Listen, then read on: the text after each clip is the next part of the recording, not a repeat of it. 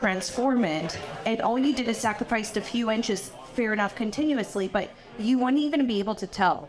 And the other thing that I have to say as a designer, I find it challenging designing on very high ceilings in a kitchen space specifically, because what ends up happening is that your kitchen ends up being very top heavy because your countertops have to be a certain height, and then your backsplash, you can play with that in height. I mean, there's a minimum, and then we try to grow it a little bit more so to give more area to the backsplash, but then you're left with your cabinet space from that backsplash height to the ceiling, and it could look off balance because you have these huge ceilings. You're trying to go to the ceiling with storage, and then it looks top heavy. So I intentionally dropped the ceiling in my kitchen, and all the ducting, everything runs through there, and I think it was the right thing to do. And now my kitchen doesn't look top heavy.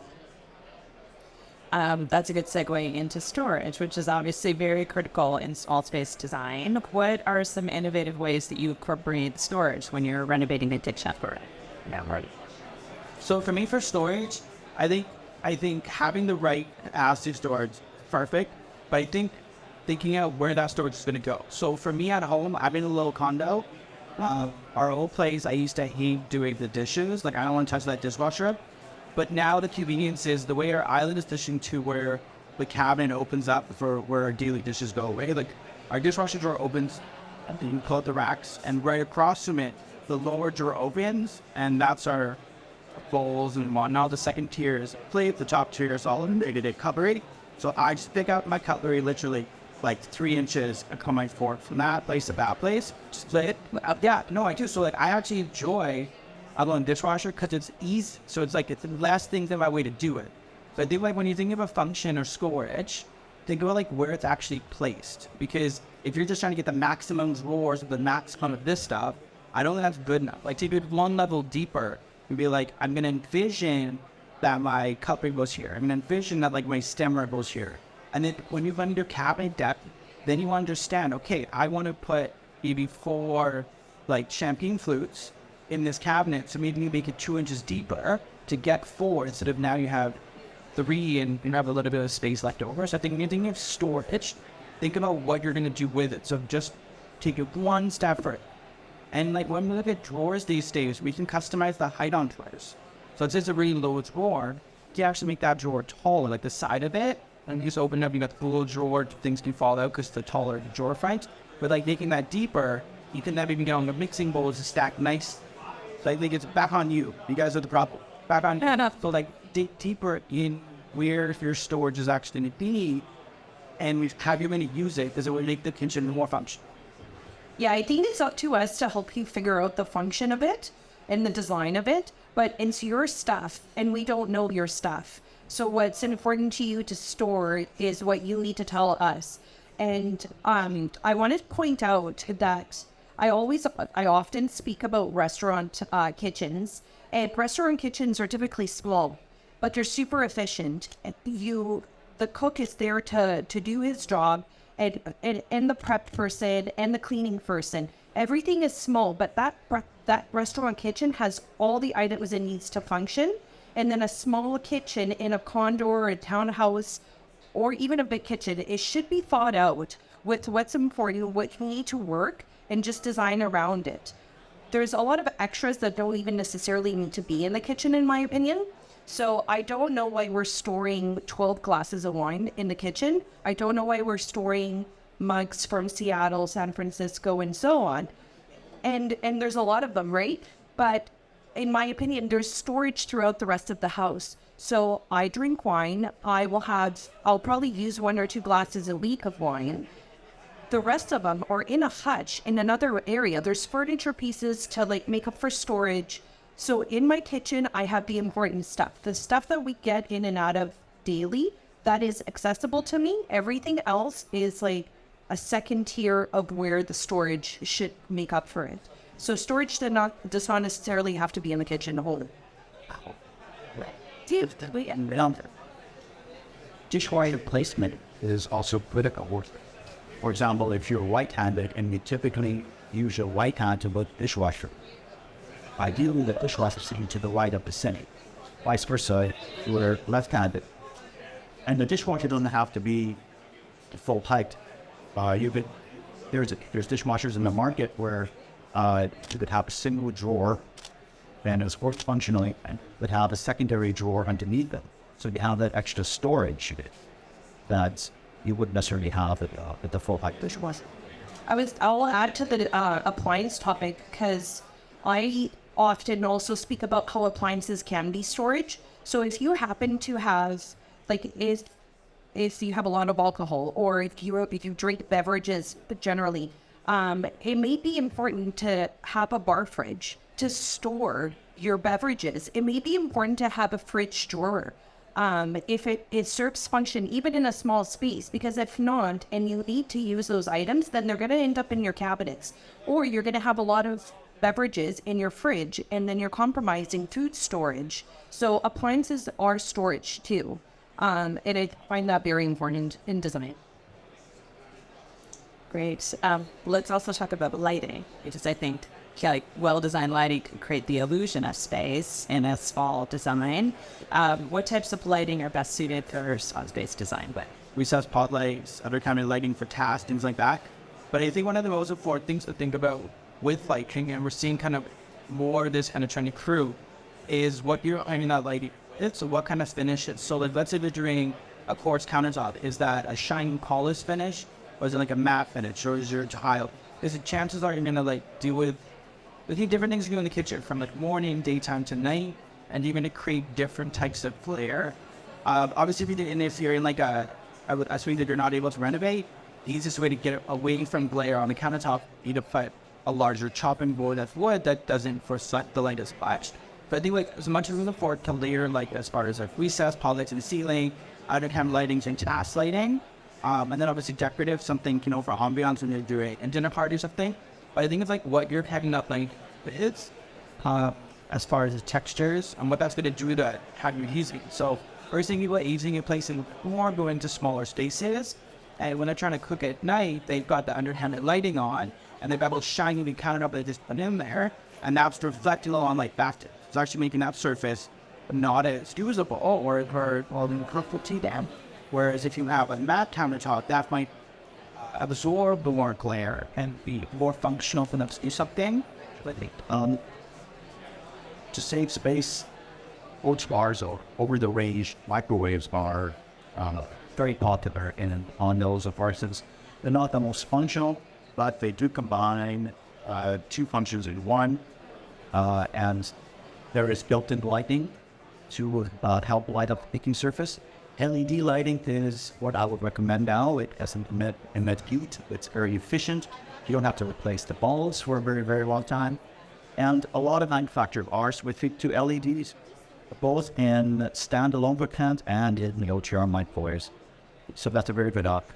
Well, one thing I would say about appliances, and I know maybe it's controversial for you, but we saw this big trend of industrial coming out where it was all stainless interiors.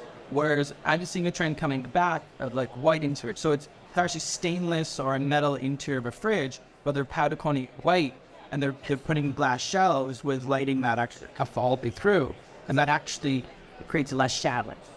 Have you seen that kind of trend coming through? There's two trends.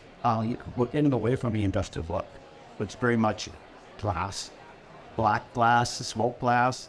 Colors are coming back. The interior of the fridge.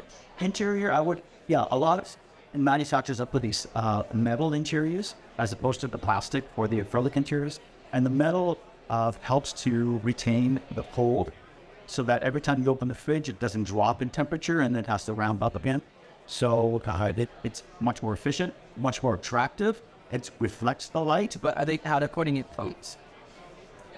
Yeah, it's probably the most economical to have it white as opposed to have it stainless, because then it's just a metal. It's not stainless metal necessarily. Jane Air, for example, has a black interior, and it's what they're calling obsidian black. That is encased with theater lighting. It looks fantastic, and food looks very attractive in it once it's all lit up, because you're not focused on the background. You're focusing on what's on the shelf. And then, of course, if the shells are glass, it's less obstructing. It might be inspiring to organize an fridge a little more. I wanted to touch on universal design too, maybe what some of the principles are, and it's like in a small kitchen, and how do you make it more accessible and sort of user-friendly for people of all ages and abilities. Yeah, so interesting. Like the last couple of days, we're seeing. I was at a appliance shop by Sub-Zero, and they actually brought a appliance design for lower height countertops. So beverage fridges, dishwashers, things like that. So we're seeing this trend in longevity in the home becoming, but it's a more important. And there was an article I was reading yesterday, and it was about how like the boomers are actually purchasing. They just purchased the most, like they are the purchaser of houses in the last couple of years. But the stat on it was showing that like they're moving out of town, and they're actually they're staying in these homes longer. So we're gonna have to plan for this stuff a lot than we ever did really deep cut it. So I think when you're planning for universal design, so a home that's gonna be able to do like walkers or wheelchairs, I think like widths are really important. So like, you know, doing a simple renovation, opening up your doors a little wider, you know, how the swings, the things between your building and whatnot.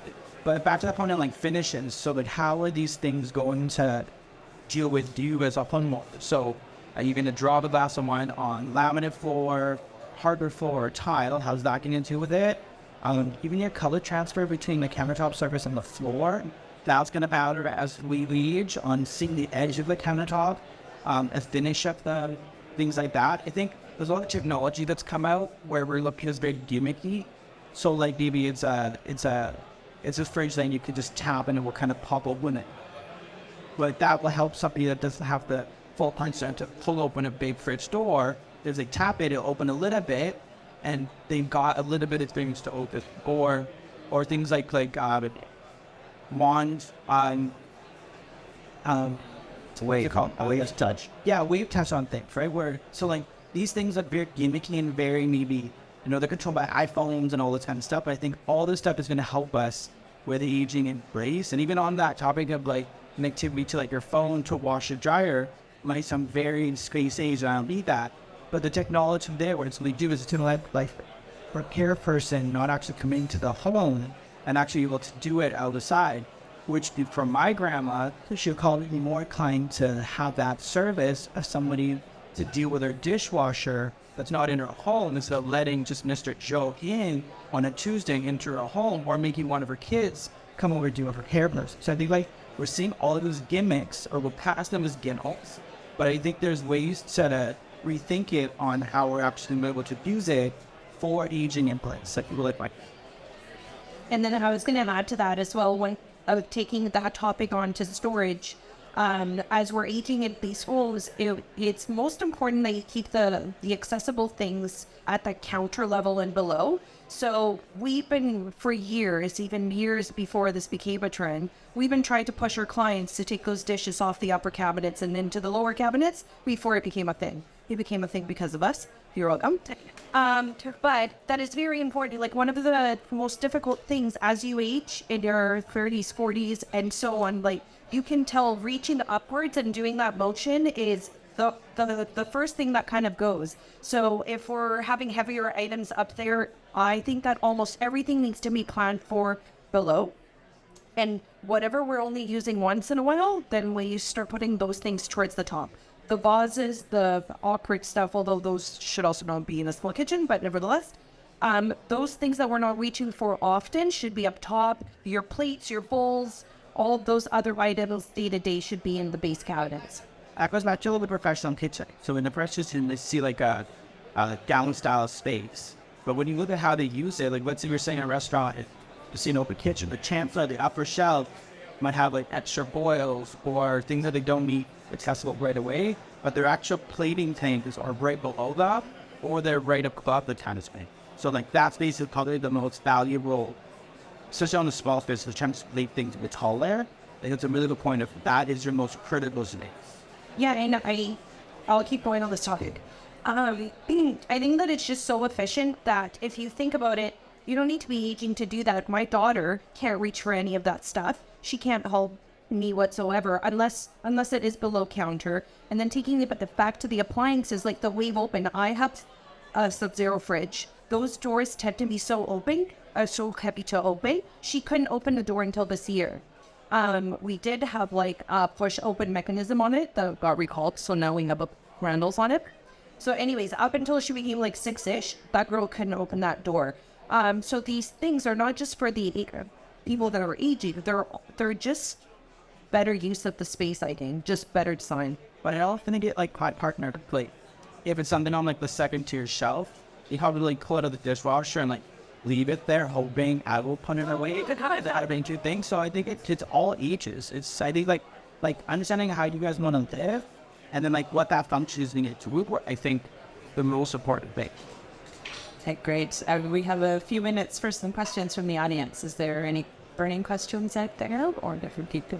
Yep, I hear you saying a lot about debate. What does his to heads? I hear you saying a lot about putting stuff in other rooms for storage. Is my kitchen just weird? I have a very small kitchen, but there's a lot of damp. So the stuff at the back I can't get at anyways, like it is storage. Or is it just designed to grab like by attention? Well, I'm not sure if it's designed incorrectly, but are you using the stuff that's in the back there?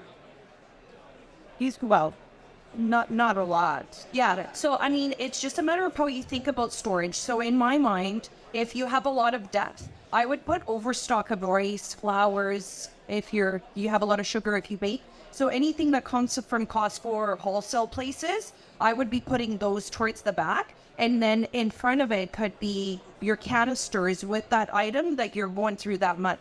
So you're not using the bake of rice necessarily through the month. So you put an X amount in a canister if you want to label it for efficiency. So the depth should be used for overstock, in my opinion. One thing you just said though was that we can't reach it, right?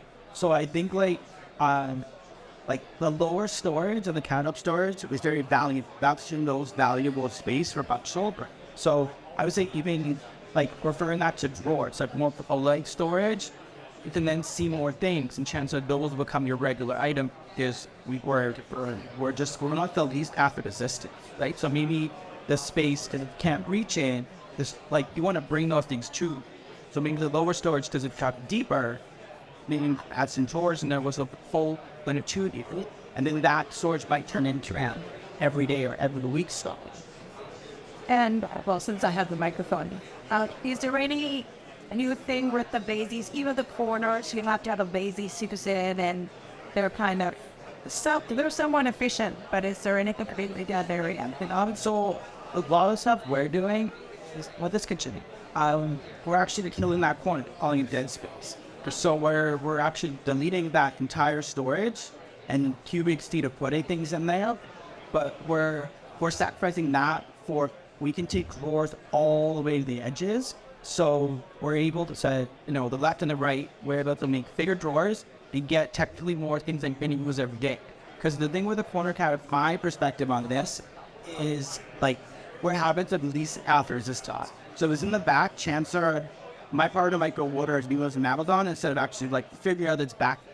Whereas, that storage might be better, but like when you pull it out, we're able to actually know what we have back there, right? So I think even getting rid of that corner, in my perspective, in some situations is very valuable. It should be because there's a lot to wood in these drawers and pull out, and then you can see everything. When stuff like that, I'm like, ordering another one off the back file and figure out where the storage. So that might take up corner. Yeah. Any other questions? Right here up first. For I'm a child person, I like the surface to feel to deep when I touch it, not so much when I look at it. Although when I look at it, it's important that I like to squeeze it by reflection when I admit.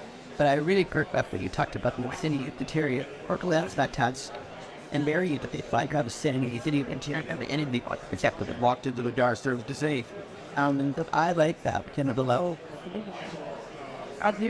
Sure, sorry. I said I like the Cup City because it allows color to pop forward, and that's what I'm looking for.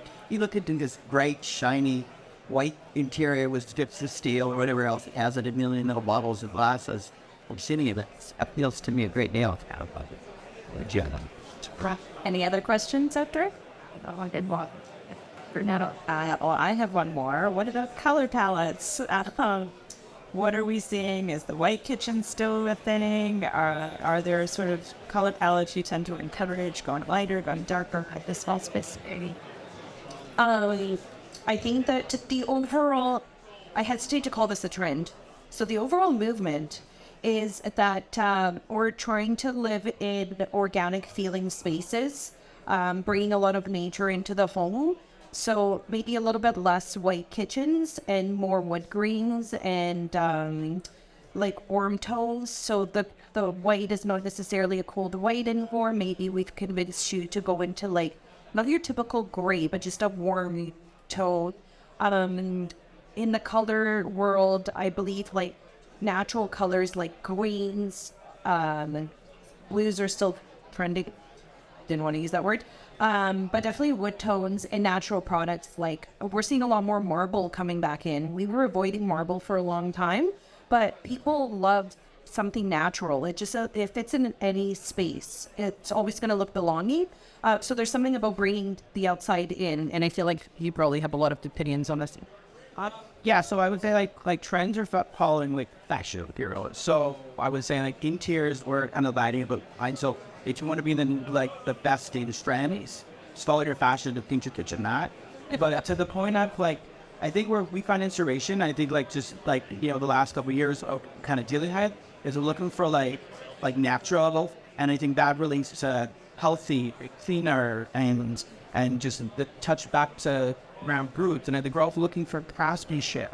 So we're seeing a lot of textures coming to that. So we're seeing more like hand glazed tiles for the backsplash and things like that, where we're bringing in certain colors. And then I think we're connecting to things that we love. So maybe if you're a person that has a lot of sunsets, you're going to maybe go to more of those, like the rust colors and maybe woods, or maybe you like a long walk on the beach in Hawaii.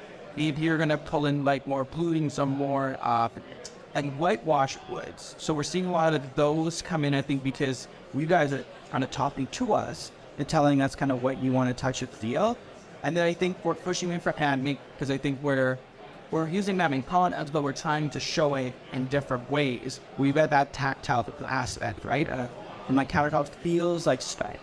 And then I think authenticity was coming to it too. So to that point, we are seeing a massive intake of our clientele telling us they want natural marble and granites and travertine in the home. Whereas for a very long time that was pushed away because of durability. But I think now we've figured out how to place that more, how to just live with it. I was just in Australia, and they're using a lot of unlacquered metal, a lot of brasses and things like that, and then using them on like their cake plates in their kitchen. When you look at it, you can see the mop lines and you can see the water spots, but they're like it's a living finish. So they look at that metal as if it's just living. It's like the tree outside, oh crap, a branch fell off, but it's okay. The actual product of that metal is not intact and still in a rare the same. Hey, so I think we're also leaning into that authenticity of like real. I think just from being the last couple of years, I think whereas people are like pushing those things along to me. Colors coming back to appliances now. Who remembers the green avocado appliances from the 70s? So we're not going back there, but we are going to looms and little bit of earth tones. Samsung has a line where you actually will place your panels on your fridge and customize it, texture it with leather panels, with glass panels. You can change it based on season, based on mood. Very easy. You can do it yourself using a suction cup. So customization was typically limited to any wood grain or custom panels to match up with cabinets, either swingless or white. Now the options are endless. And based on your design, based on your aesthetics, everything can be customized. We know we're almost out of time, but since you brought that up, I didn't want to let this topic go. Both Jamie and I think in small spaces, we really believe in built-in appliances. So if you have an opportunity to panel a fridge, especially because there's so much stainless, please take it. Often it's more expensive, but just something else could give if we can convince you to do it, the fridge. And then the dishwasher, it could keep going. If the dishwasher is not even that visible because it's on your island and it's on the inside, that could give. Let's keep that stainless. Let's give it to the fridge. But paneled appliances in small spaces, what you're going to see is less of a break in materials and more continuous millwork. I don't know what the word was there. But I think to that point, I think take it home and dive right into you guys, because when you live in a small kitchen and you got this big fridge and you got these ovens and you got this, is stainless steel a color that makes you happy? Maybe you love stainless steel because you start working a roll factory for it. But if it doesn't, and get rid of it, right? So I think less is more. But then do you want does that turn you on? Right? Does stainless turn you on? If it does, put it in there. But maybe it's a wood grain, or maybe it's just having white or something else that does, and then bring that in. I think historically a built-in appliance was out of reach for most people. It was a premium product. And but now prices are and options are much lighter, more accessible. And fridges don't have to be 36 inches wide. Could be them as small as 24 inches. So ideal for smaller spaces. And again, it gives you that continuity of finish, so you're not breaking up your design, and the thing makes the kitchen look much lighter. Fantastic. We're at the end of our time here, but obviously the big thing is having a smart team when you're putting your renovation together of experts, of builder, contractor, designers, and you can figure that out by getting your hands on a copy of Inhaven 2023 Contact Directory. It's in the bag. There, she's holding it up there, but it's also in the bag on your way out the door. Another great resource is Haven's podcast, Measure Twice, Cut Once. Season 5 has just launched. Be sure to check out Katerina Vardis's and Jamie Banfield's episodes sharing great ideas. On over 12,000 downloads, that podcast. And finally, make sure you get into the Enter to Win contest, which is over near the front door as well. You can win a Cuisinart food processor, compliments of Trail appliances. Thank you for joining us today. A big thanks to Jamie Banfield, Katerina Vardis of KS Designs, and Alan Alibhai of Trail Appliances. Our panelists are going to be on hand to answer questions at their booths up there. And be sure to connect with that at every day of the show. We'll be in about that. I even to the question. Captain, there's all the